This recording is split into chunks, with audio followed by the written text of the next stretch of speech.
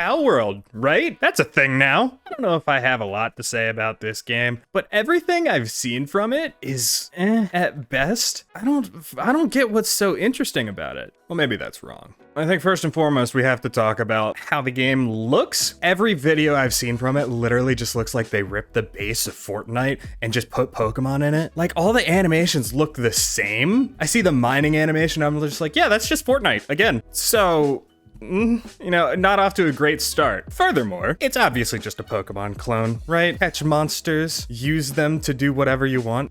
Jesus Christ, I'm not doing well right now. It's also just like edgy Pokemon. Like, that's all the concept really was. I don't think it's very inspired at all. To me, the developers of Palworld kind of just looked at the most popular franchises they could combine together. They were like, yeah, all right, this will make a good game. And look, they sold what, 7 million copies in 5 days? Was that the figure I saw? It was not hard to make this game in any way, shape, or form. And that was before people started assuming that they did it using AI, which, like, okay, so here's my take on AI and making video games. Obviously, AI is a fucking powerful tool. There's no getting around that. That's just true. And it's going to help a lot of people do a lot of things. People are assuming that AI is going to replace every creative outlet. I don't think that's possible. People are going to know when things just don't have that human touch. So my opinion is that we should be using AI, but only as like a springboard, you know? Only as something to give us ideas. It's like when you doodle on a page for like 5 minutes and then you're like,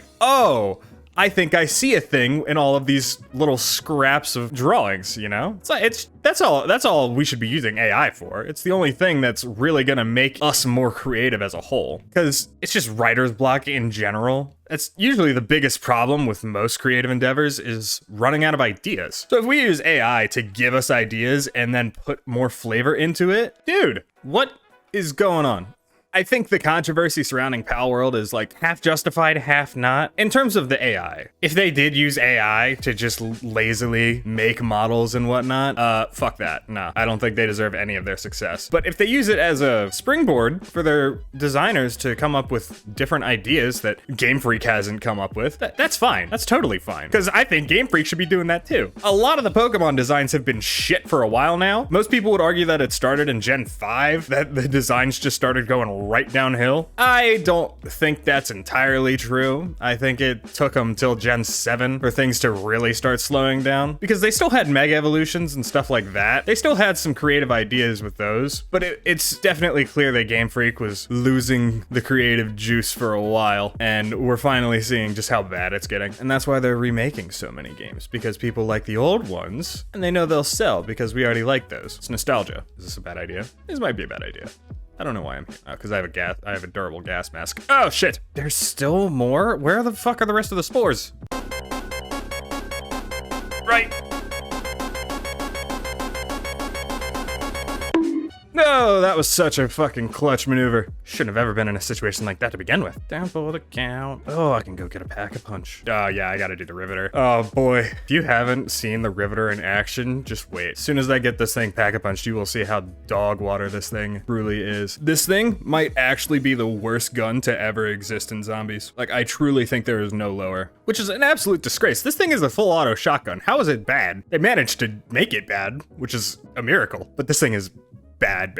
I think the more interesting thing to talk about with Palworld is whether or not it's actually going to cause competition for Pokemon. Are they going to innovate? And it seems like the answer is yes, because recently, literally today, the day that I'm recording this, Nintendo and Game Freak, they released a statement on Pokemon's behalf that they will be looking into Palworld, or they didn't specifically say Palworld, but everybody knows that's what it's about, right? They said that they will be looking into competitor practices or something or other. I'll have to reread the post just to make sure. I'll put it up on screen too. They said they will be taking proper measures, or taking the according measures as they see fit. So if we get to see some Nintendo legal action, that would be, yeah, I mean, typical, but interesting nonetheless. It's gonna be more interesting for them to actually innovate their own games. We're already starting to see that, but Palworld is trying to give them a kick in the ass, I guess. Legends Arceus is a fantastic step in the right direction. Scarlet and Violet were not so much so. I personally enjoyed Legends Arceus. I prefer that formula a lot more than how Scarlet and Violet did. Oh, yes please. Don't ask me why I dove there. I have no idea. Purple tool, my beloved. Why? Okay. Are we just fucking around over here? I'm leaving. Bye. I gotta go find some action. Should I go on a rescue mission? Maybe? Find some kind of fun? Pokemon obviously has competition now. As far as I know, the only franchise that ever gave Pokemon any sort of competition in the whole like monster collecting genre was Yokai Watch, if anybody's heard of that one. I heard about that franchise only in passing while I was waiting as a kid for the Pokemon anime to come on. Yokai Watch also had a cartoon, and yeah, it was mostly a space filler until Pokemon actually came on the TV. I think that was the case for most of us. However, that does prove that Pokemon can have competition. It just needs to be able to thrive somehow. And Palworld has proven even more so that Pokemon has competition. Hello. What are you doing here? But Pokemon's open world games have been a absolutely refreshing breath of air for the entire series as a whole. Pokemon has been getting a lot of shit for a long time. Oh, here we go. Observe, witness how awful this gun is. Automatic shotgun. Blue pack 1. How many shells? How many shells to the head with Deadshot? Guys, Treyarch, please, somebody, whoever, please, please. How is this justifiable? Oh, dude, not cool. This is just pain though. This gun just sucks. Does this not speak for itself? I can't make this shit up, guys. Yes, a shotgun that doesn't kill zombies. Let's go test something out. A shrewd demonstration of how awful this thing is. Hello, test subject. Witness. How? Has to be a headshot. And a little bit of range. Dude, I mean, hold on. Striker 9, SMG, purple Pab 0. There's my next test subject. Hello, friend. All right. What are you aiming at? If I can hit a headshot, please. Observe. 1 shots to the head, 2 shots to the body, 3 shots to the body. This thing. There is truly no lower. The SMR wishes it could be this shit. Oh god, we got competing interests over here. And I am just gonna do this stronghold, because screw them both. There we go. Oh, yeah, turret. Wait, I have 2 turret circuits. Am I stupid? Hey, how about I make the worst decision ever and just go to tier 3 with a Riveter and 4 turret circuits? What could possibly go wrong? Ooh, thank you. At this point, we all pretty much think the same thing about Pokemon, which is that it's basically creatively bankrupt. And now that Pokemon themselves have taken attention to Palworld, I think they're gonna realize that they have a lot more potential in the marketplace, or they're just trying to eliminate the competition because their games still sell probably the most out of any franchise that isn't, I guess, Call of Duty. This is such a bad idea. I don't even know where the Pack-a-Punch machine is. Is it at the church? Nope, it's at the warehouse. Cool. All the way across the map. Huge. I think it's probably more likely that Pokemon is just going to try and run them out of business because they probably can. They have enough fucking money. They're, what, like the biggest IP in pretty much all of gaming? Or just all of history, too. I would believe it if you told me that. I mean, with the amount of money they make from the show, the games, the trading cards. How much was that one Logan Paul paid for? A truly ridiculous and unjustifiable amount, I can assure you. I have complex feelings about Pokemon in general. Chill out, boys. Rift time. Oh, he got saved. Huge. All right, I guess I'll just go grab this save contract then. Woo! Oh, fuck. I have a lot of good memories with Pokemon. However, I'm very angry with how fucking lazy they are. There's a lot of potential with Pokemon as a concept, and 9 times out of 10, Game Freak just decides to waste it because they don't need to innovate really at all in order to sell games. And that's where Palworld comes in. That's why it's such a hit, because people were waiting for Pokemon to innovate for the past 4 or 5 generations, and they didn't. Not until we got Legends Arceus. And even then, they didn't really innovate too much aside from giving us an open world and letting us decide whatever the fuck we wanted to do. I remember this one time I was playing and I found a level 90 wild Alakazam. I took a screenshot of it and I sent it to my brother, who's a massive Pokemon fan, at least in his younger years. And he was ecstatic. He was like, yes, I love the fact that you can just encounter the most over-leveled, dangerous creature ever, just as you're exploring. That's a fantastic thing. Like, I don't know why they didn't do that in the first place, because it adds to the suspense, and it also just lets you challenge yourself if you think you can take on a level 90 Alakazam with boosted stats, just in the wild, with your level 50s, I guess. And those Pokemon chase you, which is the scariest thing in the world. Like, they are coming to fuck you up. And people have been dying for a while now for Pokemon to just be edgier because we grew up with the game and we want the game to grow up with us. That's kind of not how things work, as much as I hate to admit it. Give me the monkey. But Pokemon is ultimately a series for children, and I think it's fine if it stays that way. I think it would be more fine if it stayed that way if Nintendo didn't have an awful habit of cease and desisting anything that isn't their product. Pokemon's reputation has already been ruined. And a fan game that's better than their games isn't going to ruin Pokemon's reputation further than it already has been ruined. But now that Palworld is out and actually making money, I get the feeling that Nintendo is going to try every possible pathway they can to ruin them. In which case, I'm on Palworld's side. Fuck that. That's lame as shit. I don't really give a damn that Palworld exists. I think it looks like dog water, personally. But clearly 7 million people are enjoying it, so I want them to keep enjoying it. Just because I don't care about the game doesn't mean that the game shouldn't exist. Why should I get the final say? Pokemon really wouldn't have this problem of fan games and innovation and competition, for that matter, if they gave themselves a chance to innovate. Ooh, did I get it? Nope, not yet. Pokemon has tried to innovate before. I think the best iteration of innovation they've had was definitely, without a doubt, Mega Evolutions. It was just such a natural extension of Pokemon's mechanics. Oh, finally. I don't have to use this dog water weapon anymore. Hell yeah. Gods bless me. Gods, please bless me. Give me a wonder weapon to prove that my efforts were worth it. Huh. Ooh, take that. Never mind. Z moves are neat, I guess. I think they ultimately just don't really change much of the flow of Pokemon. Dynamaxing is probably the worst thing they've done. Half of the Dynamax forms they made could have just easily been Mega Evolutions. And that irritates me to no end. That they very easily could have just made more Megas. They decided to make Gigantamax instead. And Terrestrialization, I think, has potential. I think it's probably like their second best gimmick that they've made, because a third typing is a pretty interesting dynamic. But we already kind of had that in the form of Mega Evolutions. God forbid I talk about Charizard as a prime example for this, because oh boy, has he been overexposed. But having Charizard's X and Y forms be two different forms, and being able to go from Fire Flying into Fire Dragon to change up your type advantages is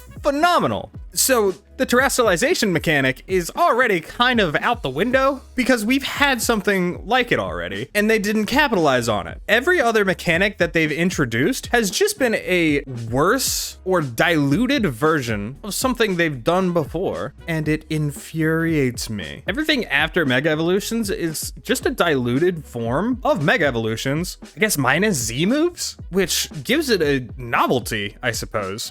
Yeah, I changed my own mind, actually. All right, here's my official ranking. Mega Evolutions are on top. There's nothing better as a gimmick. Second is Z moves, because they give a sense of novelty and uniqueness to a lot of different moves. They lack something special, which is the strength and cool factor of a Mega Evolve form. Terrestrialization is next. What's up, bitch? EZ. Because third typings allow for a lot more interesting dynamics of battles and encounters.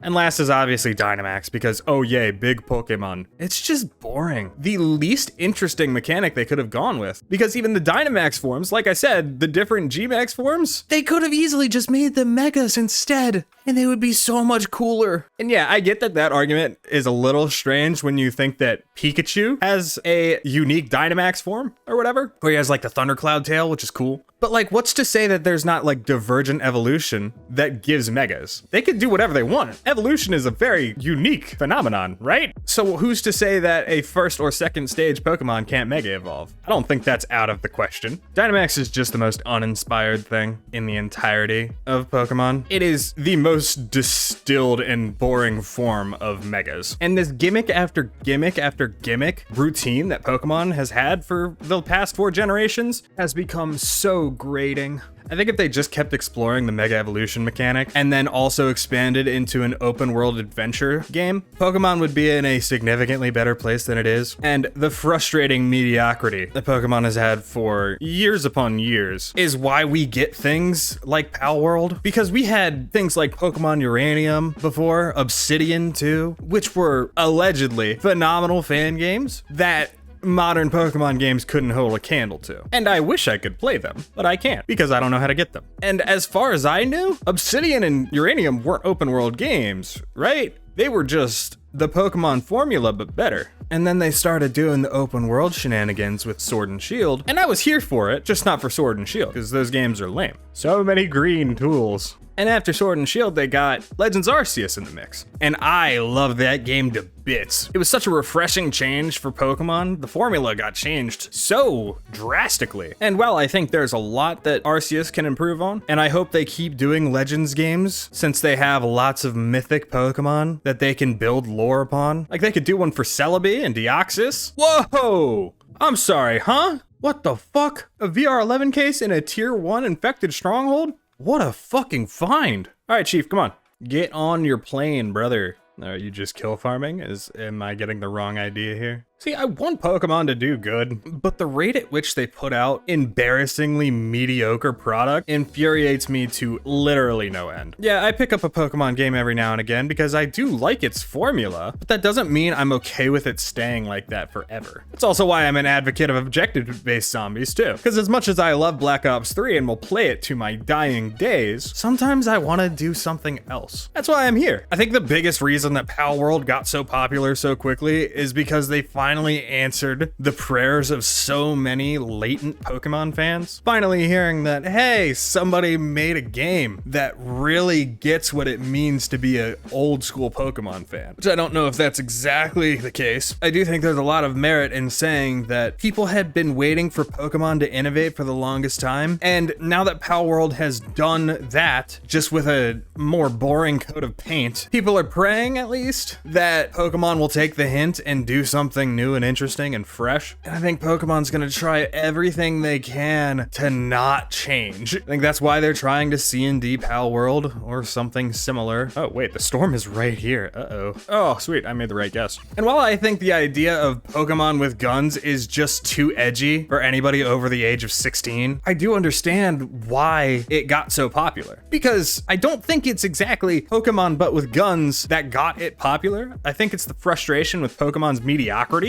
combined with the ease of buying a game that is just Pixelmon, but you don't have to get a PC and learn how to install mods and stuff in Minecraft. Personally, I think that's the most interesting part of Palworld. I think the base building mechanics is actually what gets me with Palworld. I could give a shit less about the guns. I don't care if it's Rust but with Pokemon or Fortnite but with Pokemon. What has me interested is the open world and base building mechanics. I think that's so much more fun than the edgy humor that is Pokemon but with guns. But the success that Palworld has is undeniable. 7 million copies in 5 days is a ridiculous number for any game. And I'm happy that the devs were able to make that a reality. However, Pokemon needs to shape up or Palworld is gonna give them a run for their money.